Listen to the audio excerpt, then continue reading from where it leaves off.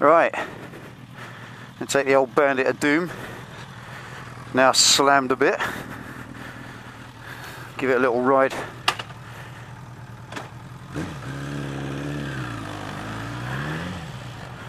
See how it goes. Oh, great. Fucking useful, isn't it? And here we have a truck delivering my yacht. Told him not to bring it down here.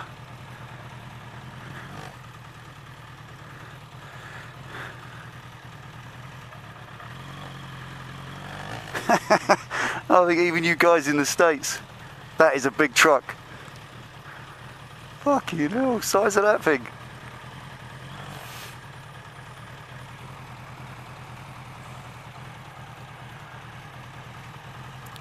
Just why this is here, I'll quick tell you, there's a yacht builder called Sunseeker. We all know Sunseeker, the famous, world famous super yacht builders.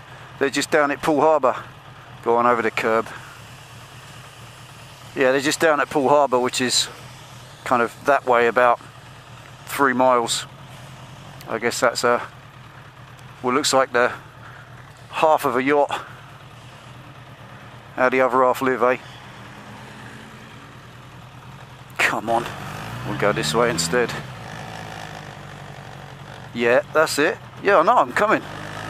Dipshit. I love that, when they wave you across and it's your right away. Oh, thanks for giving me what's mine anyway. Shit for brains. Right, where was I? Yes, FRO. About time I had one of these. Now, as y'all know, me and the delicious Penny Pitstop have moved house just now, and it's been fun, it's been emotional.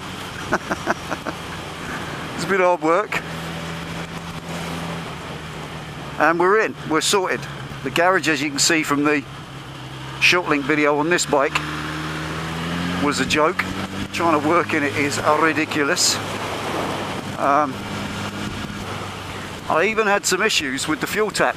I re-kitted the fuel tap on the Bandit a little while ago, and where it sat with no fuel in it after rebuilding the kit, the seals didn't puff up.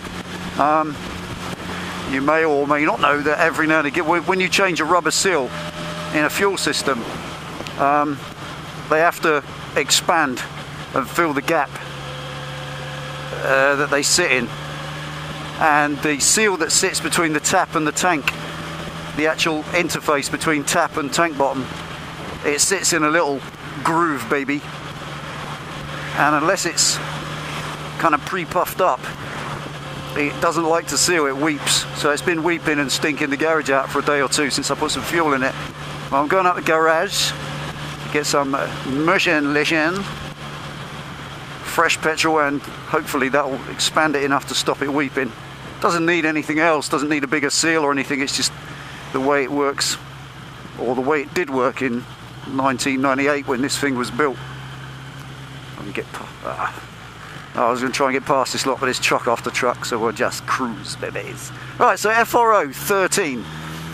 This is something that's hit us this week.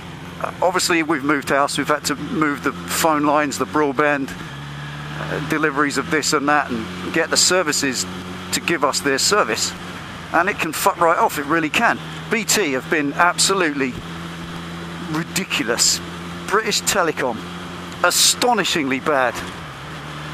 They tell us first of all that we're getting 48 meg Infinity broadband, and they send us all the equipment in the post, and they tell us that it will be delivered and you must sign for it between 7 in the morning and 6 at night on a given date.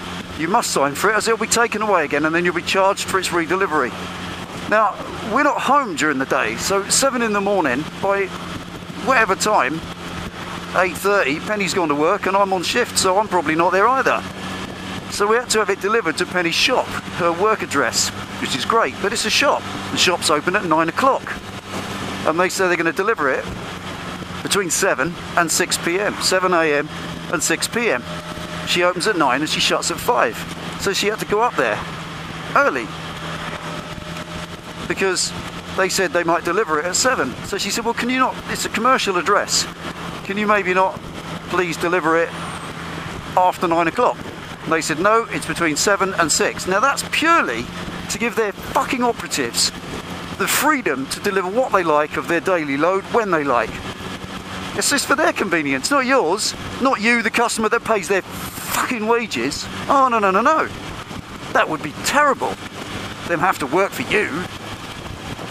So what do? They know it's a commercial address, they know it's a shop. They try and deliver it at 7:30 in the morning. Dipshits. And then they leave a card. Oh, we tried to deliver it, but you were out. What? Well, of course, it's a commercial address. They walk up a commercial high street at 7:30 in the morning when there's nothing open and wonder why there's no one there to take their parcel.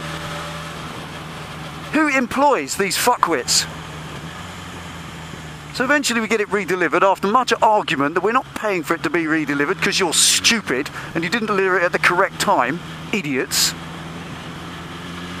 And then it's delivered. That's the equipment. Now, we apparently have to have an engineer to come and plug it in. Can't plug it in yourself because there's specialist equipment. Has to be plugged in by a trained engineer. That's the one, yep. And he's coming on the 13th, which is today at the time of recording. And about 3 days later they ring us up. Sorry, we've double booked you. He can't come today, he can't come till the 23rd now. Bastards. Okay. So we've got to wait for a day. I think I covered this. We've got to wait for 10 days for this engineer to come and plug in something that, well, I've already plugged in, but they haven't switched it on to the faster connection yet. That has to be tested first by a trained engineer. So we're waiting for these people to come, and today we get another phone call. They can come on the 23rd, but it'll be between 8 in the morning and midday, or between 1 PM and 6 PM. So Penny said, well, look, I can't just shut my shop for a day and wait for you. Can you give us sort of a call about an hour before he's going to come? And she'll close up and come home. No. No. Can't do that. That would be common sense and that would never do. So moving along from there, obviously now she's gone back to some manager now and she's going to have a chat with somebody higher up. See if she can get this rubbish switched on soon enough. Honestly, but this is a whole mentality that can fuck right off. It's 1970s customer service. Honestly, it's the sort of thing we had when my mum would get a washing machine delivered in the 70s. They can only be there AM or PM. Well, I'm the customer. Can't you make it? Can't you tell me which? No. Well, what's the matter with you? Why is it so difficult to work a little harder for your customer? You can go on to Asda or Tesco or any of the supermarkets and you can book your shopping to be delivered within a 15-minute window that suits you. That's you, the customer. You who pays their wages. No, it will be AM or PM. Oh, the old bandit's going well. Little shakedown run. So this can fuck right off, this arrogant mentality. And it even transpires to the shed. I need a shed to deliver, to store rather, all the shit that's in the garage. So I can't work. You saw it in one of the previous videos. I absolutely can't swing a cat in there. It's ridiculously small at the minute. Cluttered up with all our stuff and I need a shed. So we've gone on to Argos. Here's the next victims. And they offer a tin shed, a little steel, erect it yourself shed. Just 6 foot by 4 foot. And that'd be great. And you look at the details, you can buy this shed, it's a good deal, good price. But think you can go and collect it in the van? No, it has to be delivered. And I know the reason why, because they don't own it.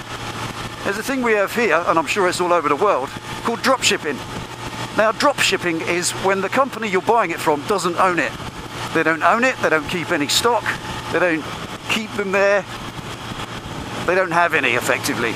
And when you order one, then they deliver it. But it doesn't get delivered by them, it gets delivered directly by the manufacturer, supplier, whosoever makes the rubbish, and they deliver it straight to you. And Argos just take the profit, or whoever the company is takes the profit. So you think, well, that's okay, I don't care who has it or who owns it, I'm not bothered who's making the profit, I just want my shed. and then we enter the delivery. When can it be delivered? Oh, you have to leave a 7-day window. Now, we ordered this online on Sunday, and the 7-day window doesn't include weekends or bank holidays. So it can't be delivered for the following 7 days. And the way it works, this is great, you love this. If it can't be within 7 days, because there's a Sunday included, it has to be the next 7 days. So it's now 2 weeks before the shed to be delivered. So you ask them, well, can we just clarify the exact date? Because then we can work around ordering a day off work. No, because you have to order it first and then we get the delivery date from there. So I've got to order this and pay for it and then find out I can't take it. Can't accept it for delivery. Could they honestly make it any harder? Dipshits. Let's get some gas, baby. Let's put a turner in.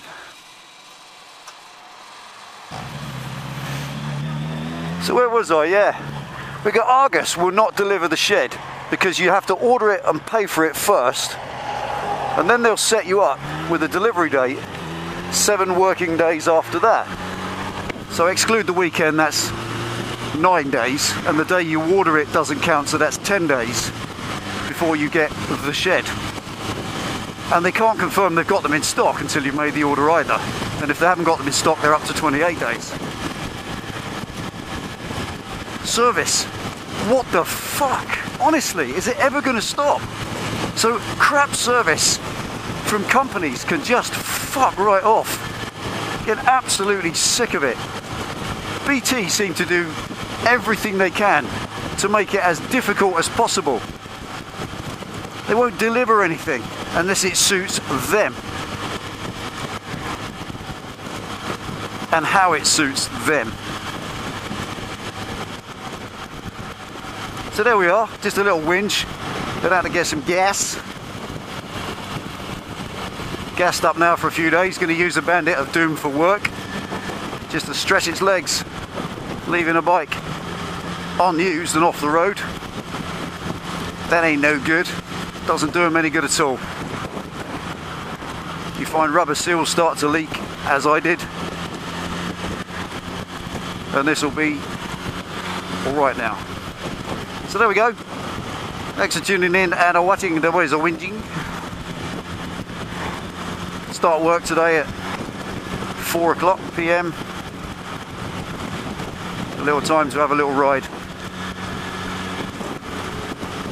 Take it easy, ride safe. See you next time.